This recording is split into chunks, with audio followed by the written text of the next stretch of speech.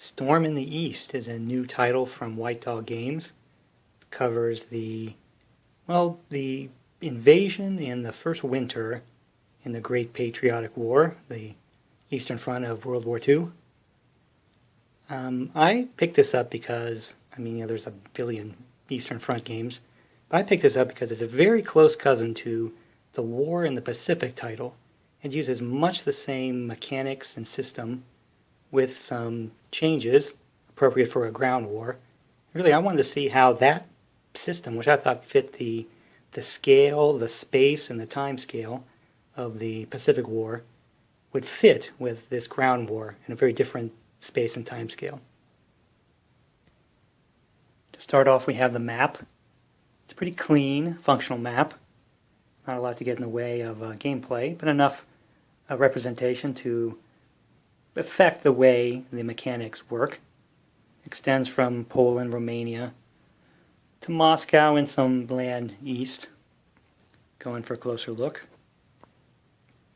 Here in the west we have the mountains, marshes.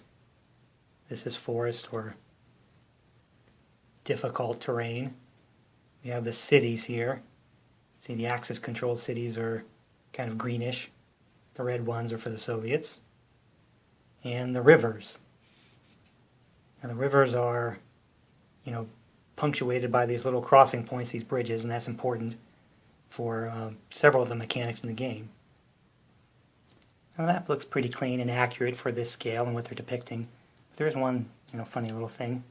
There's this indicator, this little badge right here in the middle of that forest. Very tiny. Gonna have to drill down on it. I think it says cow pens. Like maybe that bled over from another game, because I think the cow pens is in South Carolina. But otherwise I think the map works well and it lets you focus on gameplay without too many distractions. Perhaps my only mild complaint with the map is that the tracks, the turn track, these resource point tracks, even the terrain track, are on the east or right side of the map. So as a Soviet player, I'd like to set up and play from behind my lines and looking west. But that, it's a little bit of an inconvenience with that big turn track right there. The counters are these thick laser cut type that I'm growing very fond of. If you've seen War in the Pacific, you'll see them looking pretty familiar, even with the infantry silhouette looking very much the same. But instead of warships, we have armor, AFVs, artillery, even some cavalry on the Soviet side there. There's one full sheet here, and then one half sheet of some extra markers. One thing that's nice to see are these force markers. These were sadly missed in the War in the Pacific game. What you can do is you can replace stacks with these markers and clean up the game map. Now really the stacking is not that tall in this game, so I will probably just repurpose these for my War in the Pacific game. These are also only single-sided.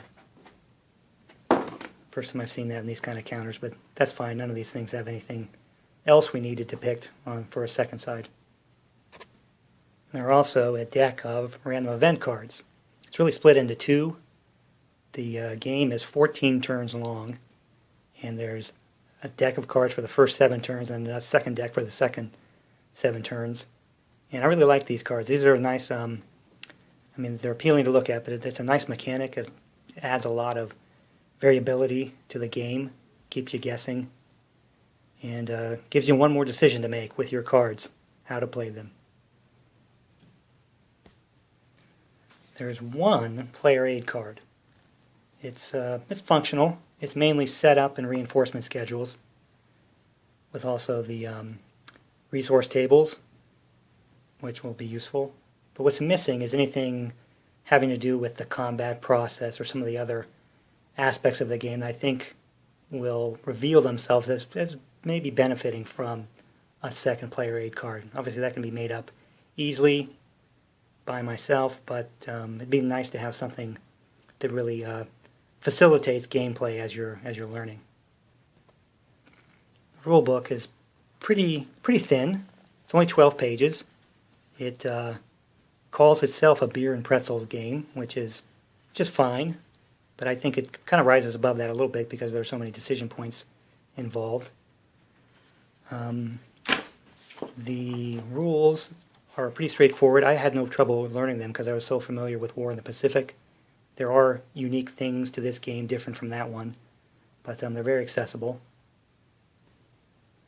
And there's also a 4-page extended example of play. It helps kind of elucidate the concepts. I'd say the only thing lacking is that it's not illustrated the way the one in War in the Pacific was, but I don't think that hurts too much. You can easily envision, and heck, if you want to, you can just set up the pieces on the game map. So with that quick intro, I'm going to cut out the counters and get the game set up. This is a fairly typical opening setup. See, the Soviets are arrayed rather thinly and somewhat in depth, whereas the Axis are massed on the border, ready to unleash their onslaught. Now, this is built as an operational game, and I think it covers that pretty nicely. These hexes represent about 60 kilometers. Turns are 2 weeks, and the units are somewhat abstracted. I couldn't tell you what they represent other than increments of combat power. There are infantry, armor, artillery, and even some cavalry. I kind of appreciate how the silhouettes are facing opposite each other. But notice that there is no indication of units. No, this Panzer Corps or that shock army. They're just abstract measures of combat power. It might be possible to put unit designations on these things just for, historical visual appeal, but that would be a distinction without a difference.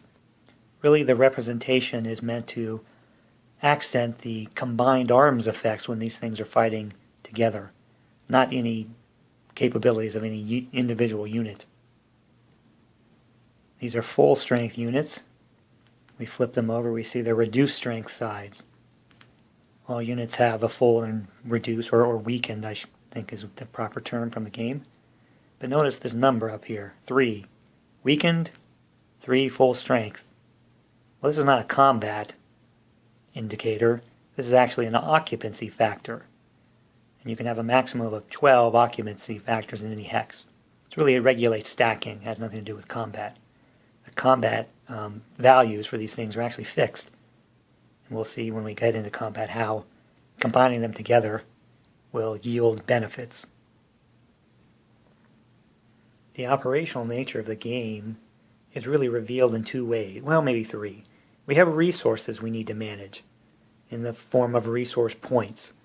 Those are awarded to each side each turn with a little variability. And each side uses those points to conduct activities. One of the first things they have to do is determine a line of supply. We have these depot markers. These are the supply locations. And this is what keeps your army alive, at least long enough to die in combat. But making choices about establishing these depots, expending resources to create them and maintain them, is really critical to both the attacking and the defense.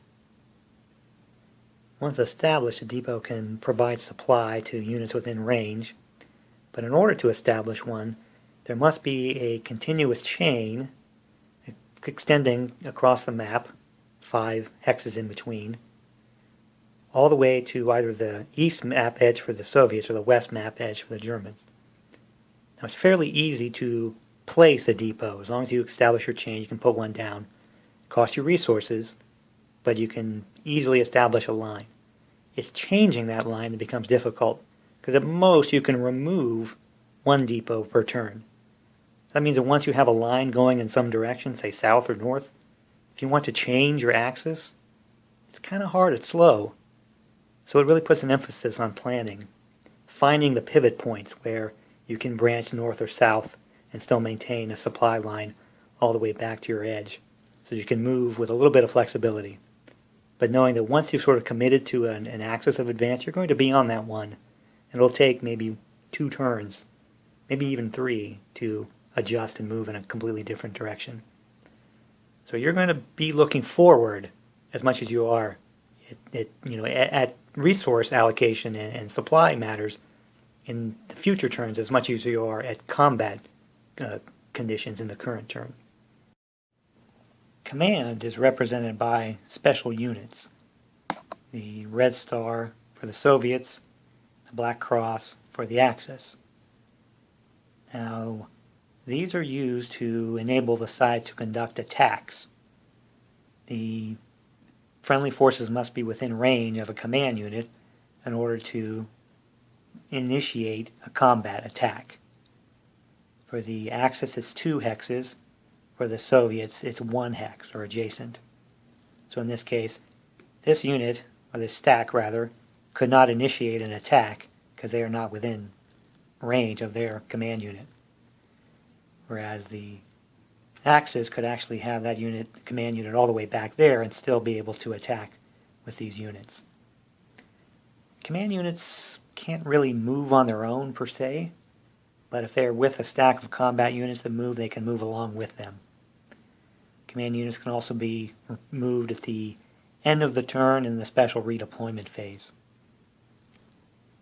So somewhat similar to supply depots, you have to make sure your command units are positioned properly for the current and the next turn to make sure your avenues of attack are properly supported and can continue with their attacks. Now for the Soviets in the early parts of the game, well, they're not going to be making a lot of attacks, but you want to make sure you're still prepared in case an opportunity for a counterattack occurs.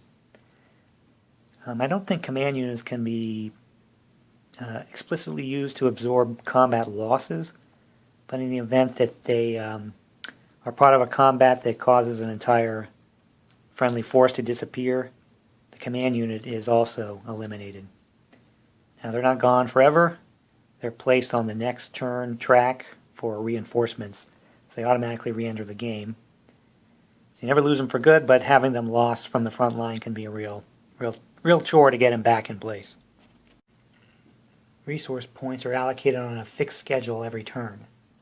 And sort of typically the Germans are going to start out very strong, high numbers, kind of taper off a little bit, and the Soviets are going to start weak and grow in strength as they proceed to that first winter.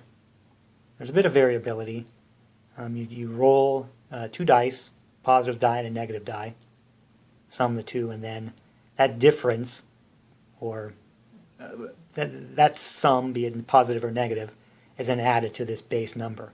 So you could potentially have more or fewer resource points available to you from that base number every turn. Also, random events can affect it as well. So what do you do with those resources? First, you pay for all your depots that are currently on the map. Each side during the depot phase will total up the number present and then expend that many resource points to effectively supply their forces. That's 1 per depot, unless that contiguous chain of depots back to your friendly map edge is broken. Those isolated depots cost 2. So keep your chains intact. Conserve your resources. Another thing you pay resource points for is movement. Essentially, you can activate a stack by paying a resource point. Any number of units in the stack qualify.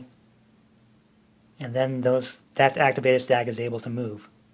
In the mud months, you also pay 1 resource point for each hex you enter. So that can be very expensive, obviously, reflecting the history. But managing your resource points is going to help you to manage how flexible your army is in its movement. And it's an extra cost to activate an out-of-supply unit, so keep your units in supply. The Axis have 2 unique ways to spend resources, and the Soviets have 1 way that is unique to them. For the Axis, after movement and combat is complete, they can use extra resources to move their armored units, an armored exploitation phase. They can also take reserved resource points and bank them for the next turn for use as air power, special resource points that represent air power in combat operations. That has to be forward-thinking, plan for the next phase, the next turn, and therefore not spent on anything during this turn. So another couple of ways where the Axis player, has to be looking forward, thinking beyond where they are in the moment, to plan for where they will be in the coming turn.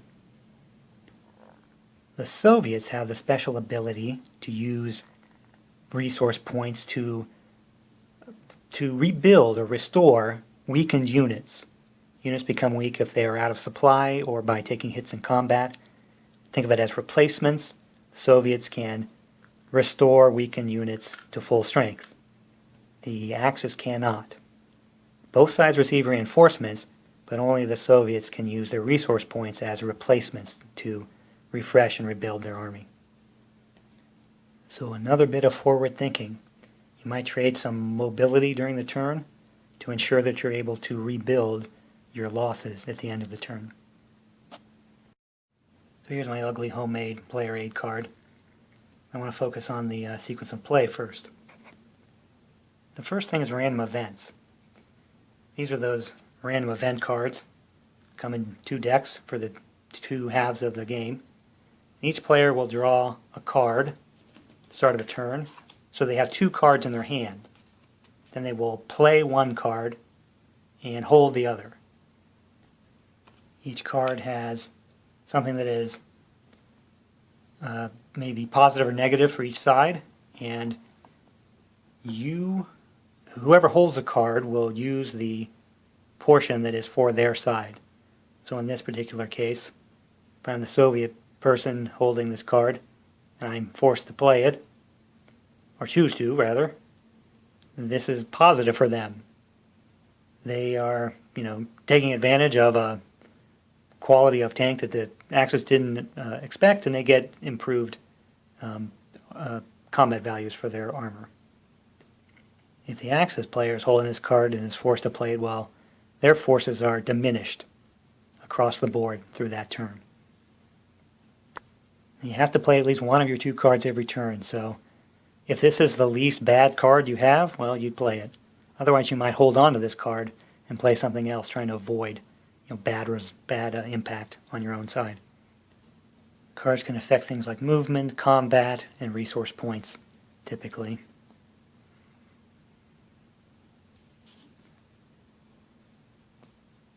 Next is the determination of resource points. I kind of touched on that already. You have the base value, and you roll 2 dice and use that in conjunction with any effects from the random events cards to determine your total resource points available for the turn. And there's a track on the map for keeping track of this. Literally the maximum resource points anyone's going to have is 25 probably. And you can keep them here and then record your expenditures. Next phase is depot actions. You can place, and we already kind of touched on this, you can place as many depots as you like, but you may only remove 1 depot per turn. The players alternate placing or removing, basically taking an action with a depot.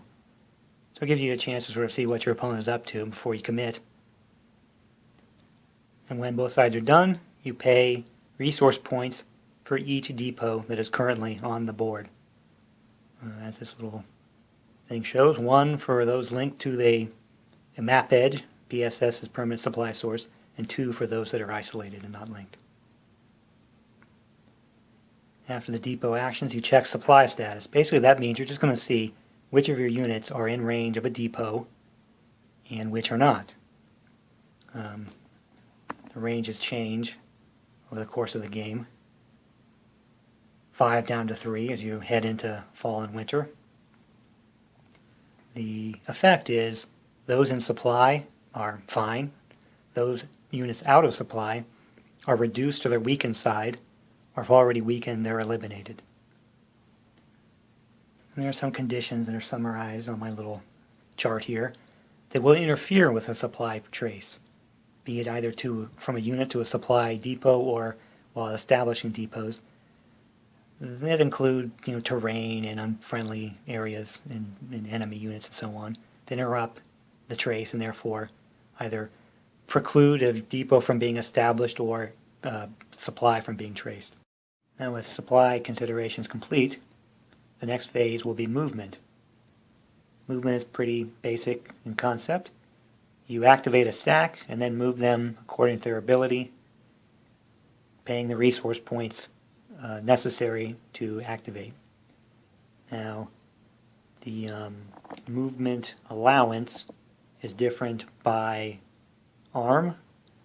So armor and cavalry move a little faster than infantry and artillery.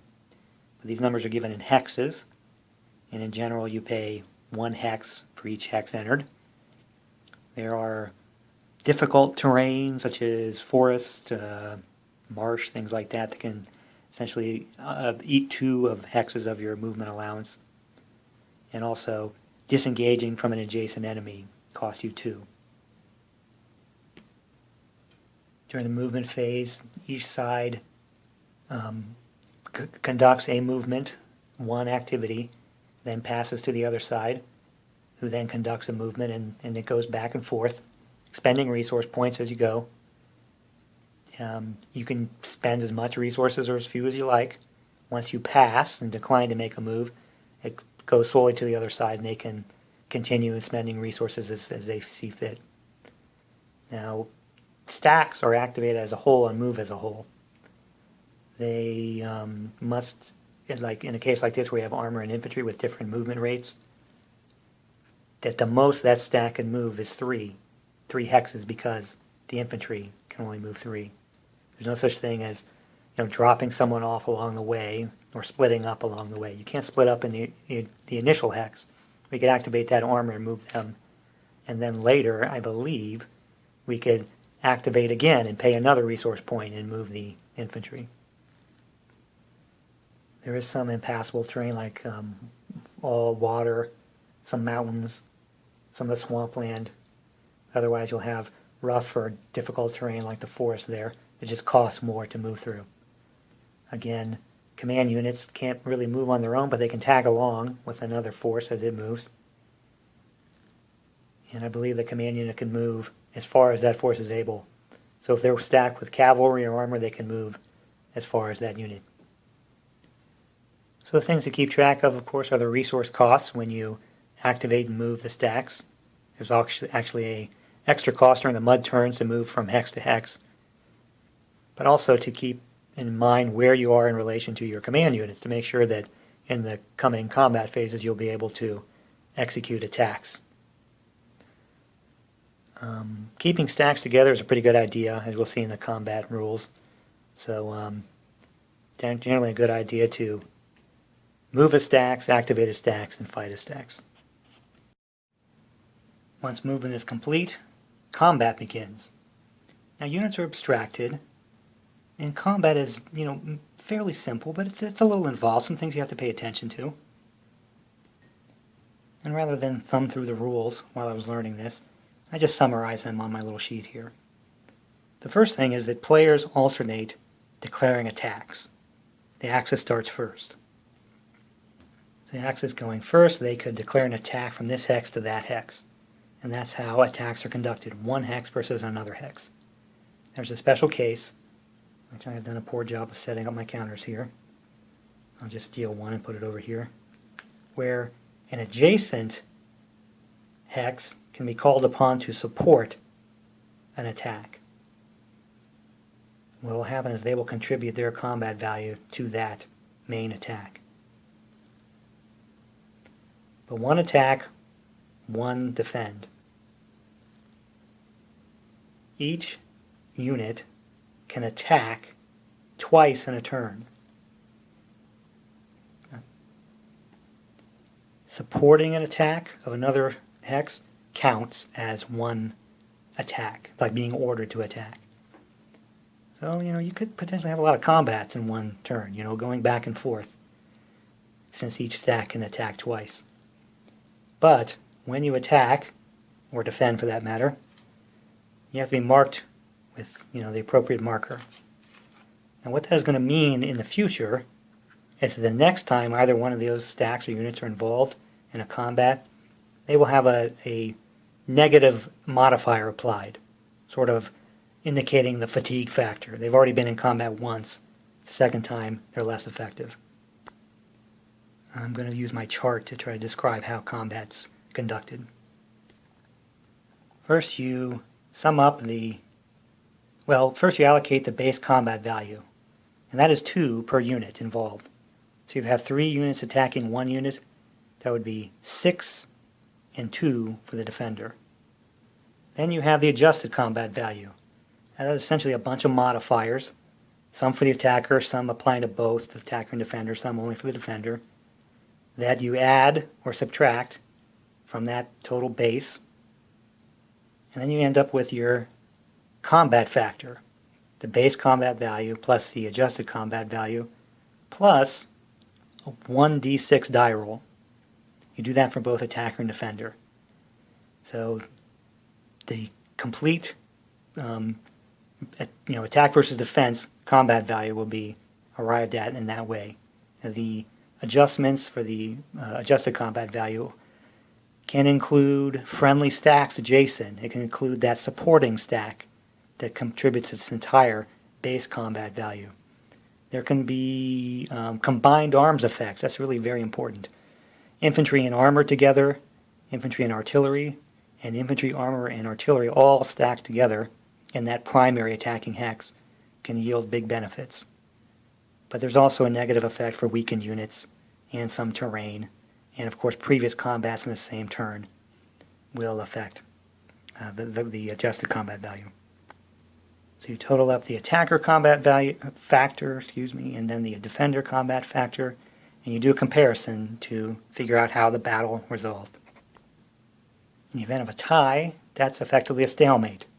Nothing happens. All units remain where they are. No casualties recorded. Otherwise, the winner is determined by the one with the higher combat factor. Then you apply hits. The loser takes as many hits as there is the difference between combat factors. So if the attacker had a 12 combat factor and the defender had an 8, that's 4 hits that have to be applied to the defender units. A hit essentially weakens a full-strength unit or destroys a weakened unit. 2 hits would destroy a full-strength unit. The winner takes half, I'm missing my 2 there, half the difference of this combat factors. So if it was a 4 difference, the winner would take 2 hits. If the difference between the combat factors is less than or equal to 2, after recording hits, the units remain where they are. So now the special cases for a stalemate, a difference of 0, that's where it comes into play. Nothing happens. No hits, no retreats. The difference is 3 to 6. The loser has to retreat, and the winner can advance either or both command and full-strength units that were in the attack. If the difference is greater than or equal to 7, the loser has to retreat, winner can advance, but also the winner disregards any hits that they may have incurred.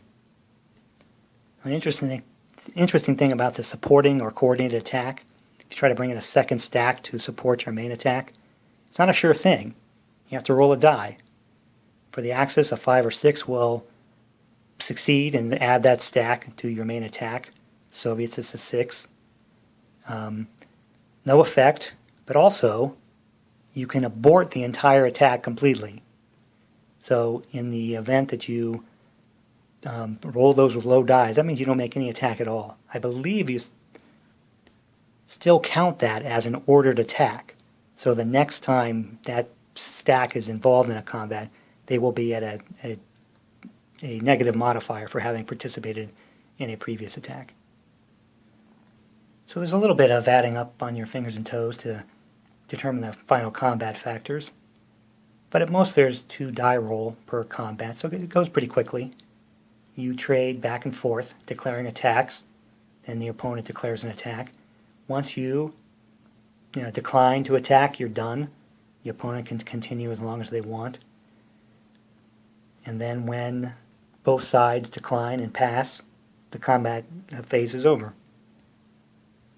So the lesson is, have supporting stacks around, not just for coordinated, but also supporting attacks. Make sure you have combined arms.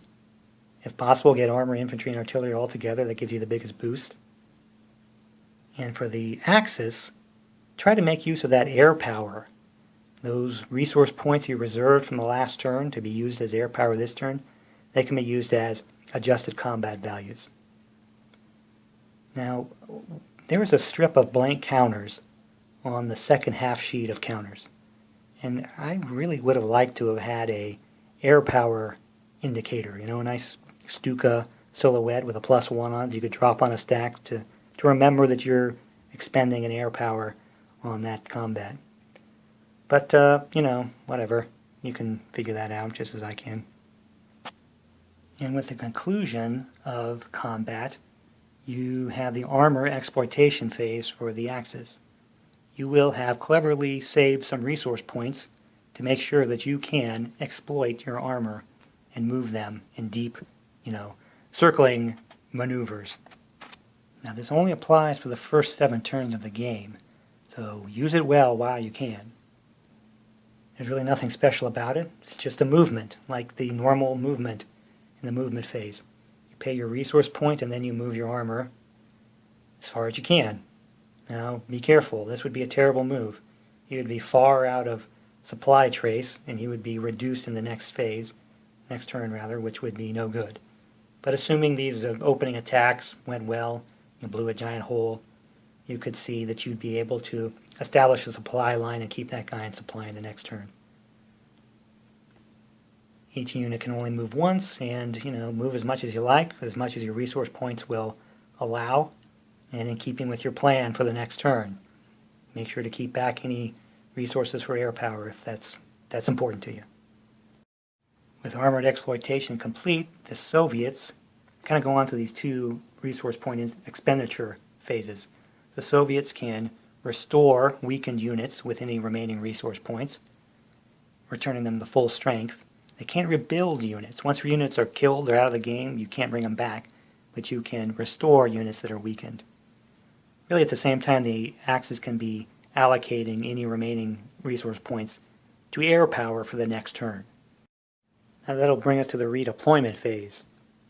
Redeployment is kind of an operational activity where you're going to reposition some forces, either to maybe reinforce an attack or shore up a defense. It's not a free-for-all.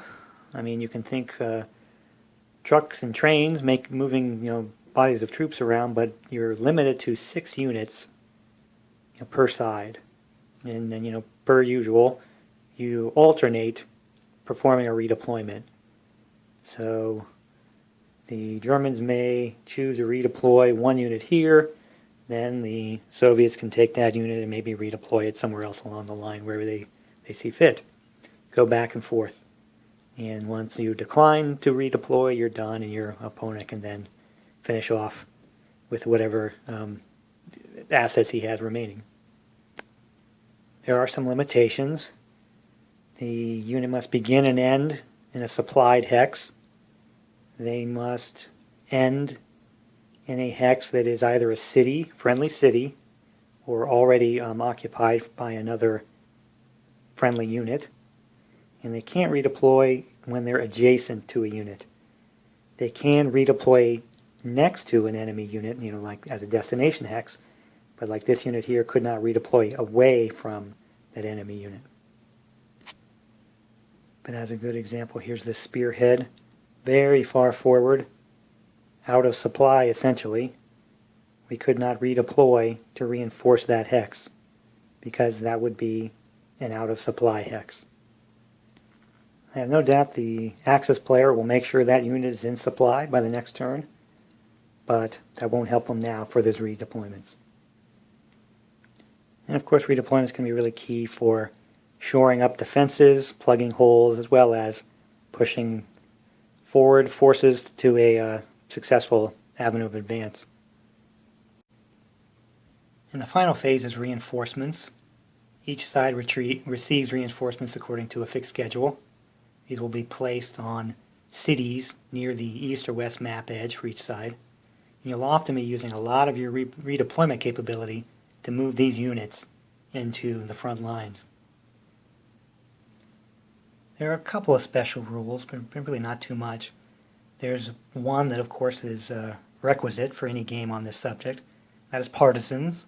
The way those are represented are, starting on turn 5, any Axis depot on a Soviet city that is not occupied by Axis forces is subject to destruction by partisans. Soviet can roll a die roll, and if they're successful, that depot is destroyed. And depots are limited by the counter mix. So as you get deeper and deeper into the Soviet Union, you're going to need all those depots to maintain your supply lines. So that's going to force the Axis to garrison these rear areas and therefore weaken their spearheads. Since we play to win the game, how do we win this game? Well, the burden is on the Axis, of course, as befits the history. They can win an immediate victory if they can successfully hold 3 cities on the map. Stalino down here, Moscow, and Leningrad. So a very large, wide swath of territory they would have to capture to get an automatic victory. If they can get through the full game, they have another path to victory. If they capture one of those 3 cities, and then have a depot established within, I can't remember, a couple of hexes of another city, of those, victory cities, that would get them a victory as well. Not the total victory that they were looking for, but a win in game terms. That's not an easy challenge, of course. Just make out that there are these red hexes surrounding Moscow and Leningrad. Those are fortress hexes that confer a benefit to the defender, so those will be tough nuts for the Axis to crack. The Soviets, on the other hand, just have to avoid losing in order to win. So how does it play? Well, as a self-described beer and pretzels game, it's actually pretty challenging. I think you'll find that the resource points are even more scarce than they seem. You will use them up with greater speed the longer your supply lines become. You'll find that you can't have a broad front because you don't want to feed all those depots with your resource points. So you have narrow advances and relatively slow advances. Movement itself becomes very difficult with those resource points being eaten up by the depots because every single stack needs a resource point to move. So it'll be very hard to move your entire army across a broad front. You'll be looking at narrow, penetrating maneuvers. Sounds familiar, right? I found that Axis air power was not a good use of my resource points. The small bump it gives you in a combat really is not as important as being able to move or exploit after the combat. I think combined arms and concentration of force is much more effective than air power.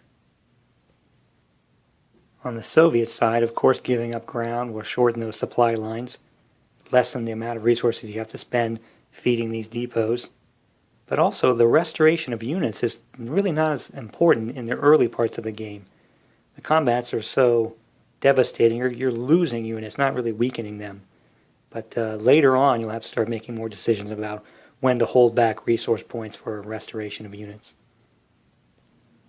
I've certainly been impressed with how many of the historical outcomes and fields are represented so nicely with such a small rules load. Not a lot of complication, but it really drives you down many of the same historical paths. Also, this game, this system, has many of the same bones as the ones used for War in the Pacific, and yet it's a drastically different play experience. Don't think I've learned anything in War in the Pacific that's going to help me here. I have to play these mechanics and these concepts very differently to get a good outcome on this giant land war.